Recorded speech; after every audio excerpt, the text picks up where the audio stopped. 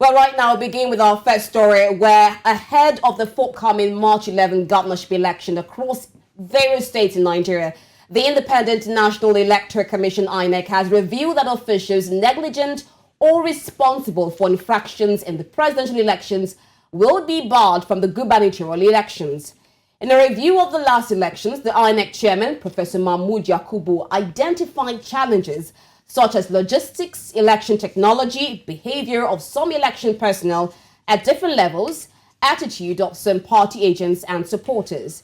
He therefore encouraged all stakeholders to work harder to overcome the challenges experienced in the last election and ordered the resident electoral commissioners to initiate disciplinary action against those found culpable. Now, while disputes increase over discrepancies with the results posted on the IREV portal, and that's announced by INEC, several protests kicked off condemning the results of the February 25th presidential polls. The candidate of the People's Democratic Party, Atiku Abubakar, on Monday led mass protests to the INEC office demanding cancellation of the election, which were marred by irregularities. Chairman of INEC, Professor Mahmood Yakubu, had on March the 1st declared APC candidate Bola Ahmed Tinubu winner of the elections after securing majority of votes cast and 25% in two-thirds of 36 states and the Federal Capital Territory. Now, joining us to discuss this, we have Shinot Loremiko, convener Campaign Against Impunity in Nigeria. He joins in from Lagos. We also have Catch Ononuju, Special Advisor on Public Affairs to the Labour Party candidate, Mr. Peter Obi, and Habib Aruna, a public policy analyst. A warm welcome to you, gentlemen, and thanks for joining us on the programme. Thank you for having me. I would like to start with Catch. The presidential candidate of the People's Democratic Party, Alhaji Atiku Abubakar, has called on the chairman of the Independent Electoral Commission, INEC, Mahmood Yakubu, to resign from his position rather than bar staff. What do you make of his position, and what's the Labour Party's position on the events of February 25th, the elections? Well, thank you. I agree with Mr. Atiku Abubakar's position. I believe Mr. Yakubu should resign because he is at the head of the haze. And it's not possible for this to have happened without him being in the picture and having masterminded this infraction. The rules are very clear that you have to post to the INEC server. So whatever it is that he says, he has broken the rule and nobody can trust him anymore. So I believe it would be a very good thing for him to recuse himself from the process for us to move forward. But of course, you know the Nigerian state, they probably believe the only way for them to rig the process is to have the man that they trust to stay put.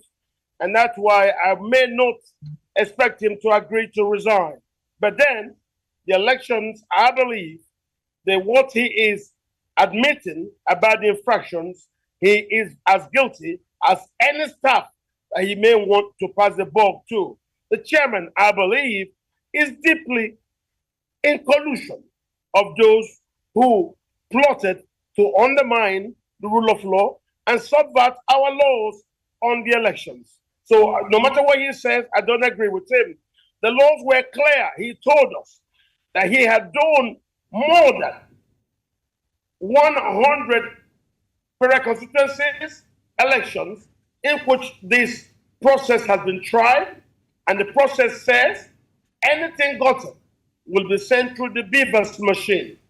And if you ask me, I think he's not that smart, because if simply we are allowed to, the way the courts have now agreed that we should, to forensically interrogate the beavers machine, every single picture taken with that machine can be retrieved. You know, it's like your handset, like a laptop computer. No matter what you do with it and you delete it, and the police are asking to investigate, even if you delete, they can still go into that machine and find out what it is that you have deleted in that machine. So I believe interrogation of the beavers machines are just the easiest way to find out what happened. when the youth corpers took the pictures and tried to upload them to the INEC server, and the server was turned off. And of course, you know, when the server is turned on, a lot of things will come on. So the very first place for us to go to are the Beavers tablets. Those tablets hold the secret to what was done.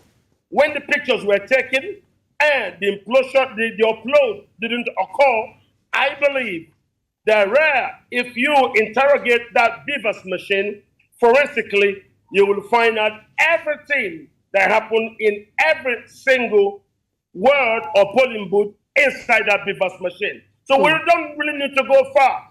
And that's why I'm happy that he was stopped today. So what we should find out is the same thing we asked him to do before the elections were held. Appoint an independent auditing company, say Price Waterhouse or any of the audit companies, to please take control of the Beavers machine and then remove everything that should be in it, hand it back to INEC for them now to do what they want to do on Saturday. And then we could take that third party's testament in court to be what it is that everybody can see. There is nothing you did with the Beavers machine, despite the deletion, that will not be found out there. It's the same thing on every handset, it's the same thing on every computer, it's the same thing on every server. Whatever is done with those Beavers tablets, if we take the Beavers tablets and forensically interrogate them, we will be able to get out all the pictures that were taken of every from EC8 and EC8As that were taken there but did not agree to upload as the servers were turned off. All right. This is what I believe to be done. Okay, Catch, I'll stay with you a bit before we go over to Habib, but we're still looking at these discrepancies we're seeing. Now, INEC has made serious issues, or rather, most of the challenges that have been bedeviled the past election. Now, they talk about discrepancies, uploading of the results. Now, one major factor is the staff who are supposed to upload, or rather take care of all this equipment. Now, INEC said that they would bar negligent staff. Earlier on, INEC revealed plans to recruit 707,384 presiding officers and assistant presiding officers and about 17,685 supervisory presiding officers, 9,620 collation returning officers, as well as 530 polling unit security officials, making it a total of 1,265,227. Now, INEC is saying that they would bar negligent staff. Now, are you of the opinion that that should be the way forward? And what do you make of it? Do you think INEC has made credible investigation into these negligent staff that have made these infractions in the coming, or rather in the past elections? Well, before you go to INEC, there are state actors that did commit offenses. There are policemen that were caught on camera. People like Governor Wike, who is a state actor, did not allow the PDP to hold Israeli in Port Harcourt. People like Governor Yahaya, who is a state actor, who also used machines to destroy the road in a bid to stop INEC officials from going to a place where they should conduct election because he was not comfortable with Natasha Akpoti. This state actor should be, even President Buhari and former Governor Orji Zokalo, who now presented their ballot papers and allowed that to go viral. These people fell in law against the provisions of Section 92 of the Electoral Act. Yes, we may not do anything for Buhari now, but when he leaves, I believe we should prosecute him the way President Trump is being prosecuted.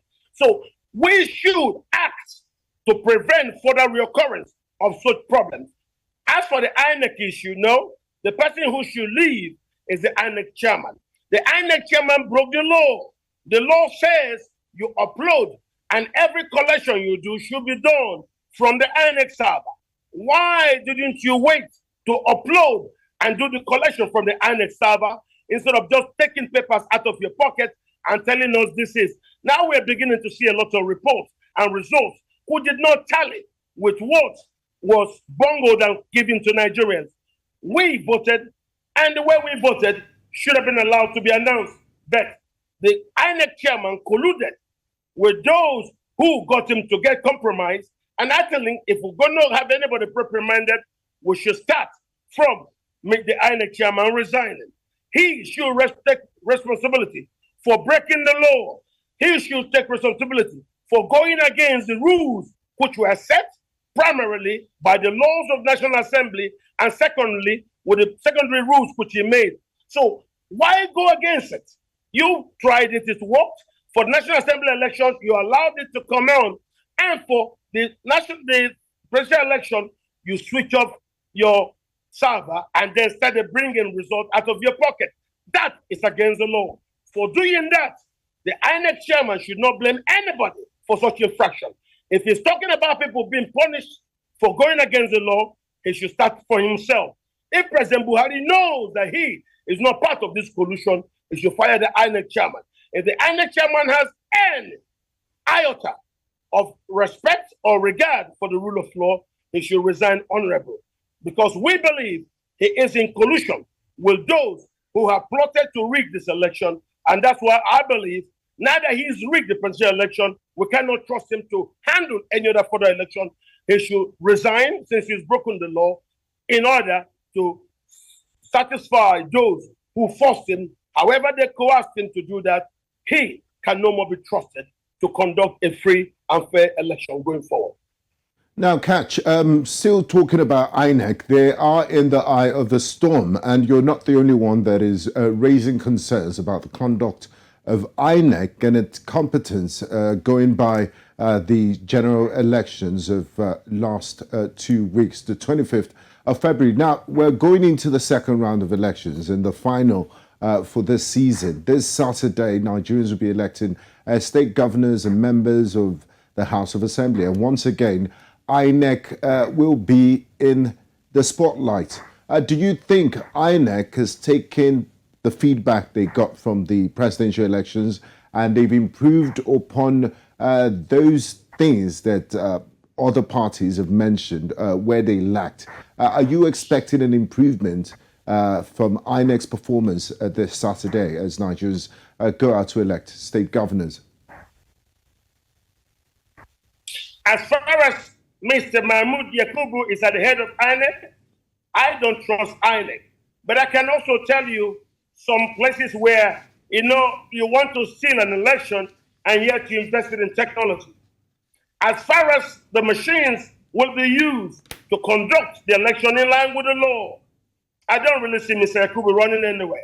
We will catch him, we will get him, and however it takes for him to answer to his offense of breaking the law, we will wait. I believe in that Beavers machine are the forensic content that we will need to make our case in court.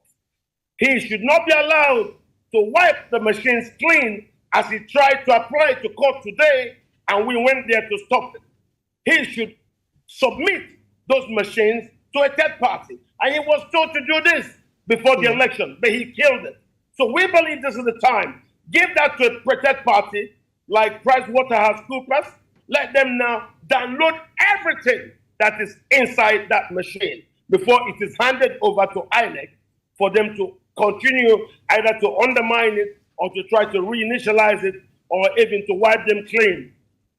Let that be done before the Saturday election. If it takes us suspending the election, let them do that. But let a third party take those machines and retrieve every information in them. Even if you try to delete them, we can still get that. That's why if your telephone is involved or police suspect it and you try to delete or wipe anything, the police can still take those telephones, go in there and see what you've deleted and retrieve that information. We should, in line with that, get a third party, an accounting company, to take the Beavers machine and try to retrieve every information in them. All right, Catch. So as to get the parties, in line with the parties' pleas to the court, and the courts have granted such permission that they be allowed access to those relevant documents. All right, thank you so much, Catch. I'd like to bring in Abib Arono, is a public policy analyst. Thank you so much for joining us on the conversation, Mr. Abib. Now, looking at all the issues going on with INEC, they've listed different issues that bedevil them. I mean, slow uploading of the result on the IRF portal. We've seen discrepancies so far, people coming out with their own result from the EC8 form And while on the IREF portal, we're seeing something else entirely. We also look at the manpower, look at security agencies, all these issues regarding the election. But first of all, I want your assessment of the election so far. What was your election? What was your submission, assessment of the February 25 election and the conduct of INEC? Can you hear me? Yes, I can hear you. Go on, please. Can you see me? Yes, please go on. Okay. Well, first of all, thank you for having me. Well, I think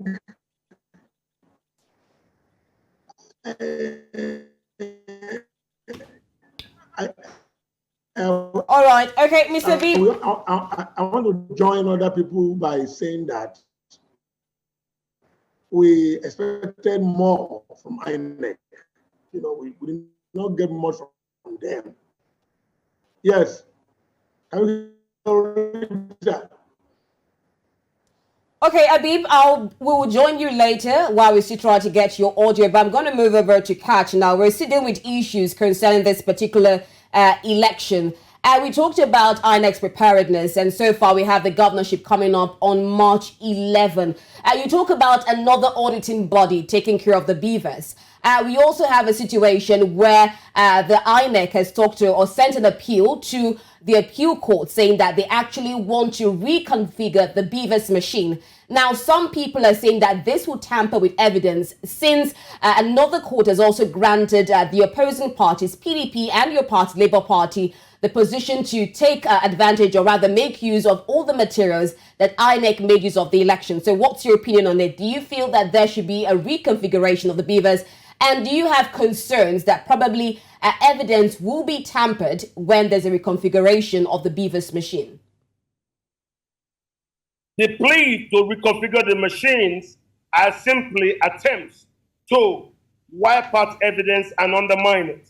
There is nothing in that machine that needs any reconfiguration. The machine still has the same data about the biometric information of anybody. The boots are the same. What is it you want to reconfigure for? You don't. Because what the beavers machine is, you take picture, you do the biometric, which is you do either your fingerprint and then the facial printing. Those things are there. What else could it be? Then the INEC reports, the reports of the last election. What is it that you put there that is too much? Why do you need to reconfigure? No. Keep the tablets as a record of everything you've done. You don't need to reconfigure it. You simply need to use it for the information for which it is built. So I believe if you want to do any reconfiguration, let the machines right now, in line with the court granting of the prayers of the party, be submitted to the parties so that a third party, in this case, like say Pricewaterhouse or any other accounting company, can take all the information in the beavers machine. When those informations are extracted for the court records, before it is now handed to INEC to do whatever it says it wants to do. INEC cannot be trusted.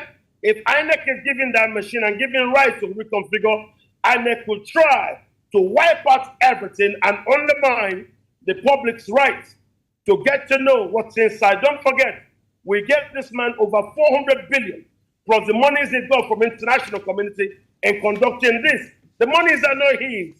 These monies were given by friends of Nigeria and by Nigerians, taxpayers. So he must allow us to find out what happened. How did he get compromised? No matter how he fell to the compromise of those who induced him, let us retrieve our information from the equipment that our money bought before it can be given to him. Why? We cannot trust him again. He is the staff of INEC. If he intends to sack negligent staff of INEC, the sacking should start from him, the INEC chairman. Okay. I agree with all who have asked that he resign. Mr. Yakubu Mahmoud should resign. Right now, he has committed crimes against this country, and we cannot trust him to continue in that path. Now, finally, Catch, before we wrap up our conversation, last Friday, the Court of Appeal granted leave to the candidates of the Labour Party and the People's Democratic Party to inspect documents used by INEC in the conduct of the presidential and parliamentary elections last week. Are you confident in the Nigerian judiciary so that justice can prevail? And how much of a chance does your party stand to overrule the rulings of INEC? That's what I'm saying. In line with that court decision to grant our prayer that we inspect the documents, I'm telling you a lot of that document and the most important part of those documents are stored in the Beavers machine. Let us now interrogate the Beavers machine and download everything that is in it, since it is public property. We want the first documents we want are the documents stored in the Beavers machine, which we believe we can extract through a forensic audit. And when those documents are extracted for the Beavers machine, then the Beavers machine can now be given. You cannot go to court asking for permission for you to reconfigure a machine that the court has already granted permission that we interrogate. And the way we want to interrogate it is through a forensic audit of everything that has gone in and out of it. So before it is allowed for them to reconfigure it, we want the machine so that we can now look at the documents that are inside the machine. We believe every document that has gone through that machine, those documentations are still stored in the machine. No matter what you do, even if you delete it, those documentations in the Beavers machine are still available in the Beavers machine. We want to take the Beavers machine and download everything there is in it. We don't want to do, you can appoint a third party. That's why I'm recommending a company like Price Waterhouse. Okay, now, Kat, sorry to interrupt. I just want a quick last thing. Earlier on, you said that you are of the opinion of the PDP that the INEC chairman should be sacked quickly. Are we looking at the PDP and the Labour Party coming together? Because earlier on, the presidential candidate, Atiku Abubakar, mentioned that he was a stepping stone for Igbo presidency. Are we likely to see the Labour Party and the PDP join forces? I know that they're already doing this, like in Lagos State, a place where you see the Labour Party got as much as 983,000 votes, the PDP got 101, and the APC got 155,000. So it will be good for the PDP to actually come into an alliance with Labour in Lagos, let them secure Lagos, and then share power. There is nothing big about it. All we are saying is end all the protocols that has brought Nigerians to where it is in the past 8 years and form a brand new path towards redeeming our country. So I see nothing wrong with the PDP coming into some kind of alliance with the Labour Party across the country. All right. Nothing is impossible. Don't forget, the Labour Party is like a church, and nobody can stop any Nigerian, whether in the PDP or APC, from coming into that church. Okay, Kat, we'll definitely see how all that pans out. I mean, we've seen protests so far. The Labour Party has had a stake, and even the People's Democratic Party. Thank you so much, Kat Ononuji, Special Advisor on Public Affairs to the Labour Party candidate, Peter Obi, for joining us on this conversation. And also thank you, Abi Barino, Public Policy Analyst. We do apologize that we were not able to get you visually with us. Thank you so much.